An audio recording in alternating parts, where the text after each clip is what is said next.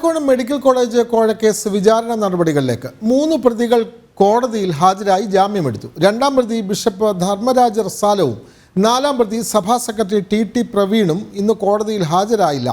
ഇരുവരോടും September 11 ഹാജരാകാൻ നിർദ്ദേശം നൽകി. ഇ.ഡി. കുറ്റപത്രം സമർപ്പിച്ച കേസിൽ 6 പ്രതികളാണ് ഉള്ളത്. 28 പേരിൽ നിന്ന് 7,22 ലക്ഷം രൂപ തട്ടിയെടുത്തു എന്നതാണ് കേസ്. മെയ് 9 കേസിൽ ഇ.ഡി. കുറ്റപത്രം നൽകിയത്. കാരക്കോണം മെഡിക്കൽ കോളേജിന്റെ നടത്തിപ്പ് ചുമതലയുള്ള സൗത്ത് കേരള മെഡിക്കൽ മിഷനാണ്. കേസിലെ 1ാം പ്രതി ധർമ്മരാജ റസാലം, കോളേജ് ഡയറക്ടർ ബെനറ്റ് എബ്രഹാം, മുൻ സഭാ secretary T Praveen, finance controller Thankaraj, accounts ജീവനക്കാരി ഷിജി എന്നിവരാണ് മറ്റു പ്രതികൾ. ബെനറ്റ് എബ്രഹാം, തങ്കരാജ്, ഷിജി എന്നിവരാണ് സാമ്പത്തിക കുറ്റകൃത്യങ്ങൾ പരിഗണിക്കുന്ന കലൂർ PMLA കോടതിയിൽ ഹാജരായി ജാമ്യമെടുത്തത്. മുഖ്യപ്രതികളായ ബിഷപ്പ് ധർമ്മരാജ റസാലം, ടി പ്രവീൺ എന്നിവർ ഇന്ന് ഹാജരായില്ല.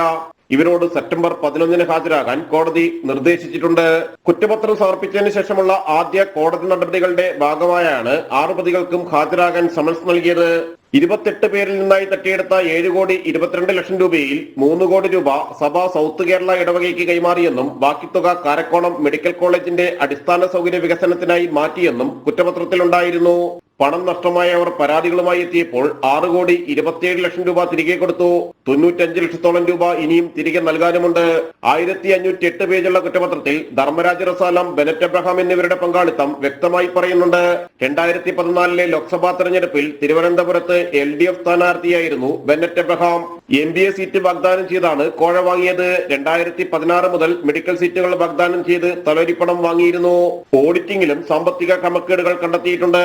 പണം നഷ്ടപ്പെട്ട 27 രക്ഷാകർത്താക്കളും മെഡിക്കൽ കോളേജിലെ ചില ജീവനക്കാരുമാണ് പ്രധാന സാക്ഷികൾ. ജനം, കൊച്ചി.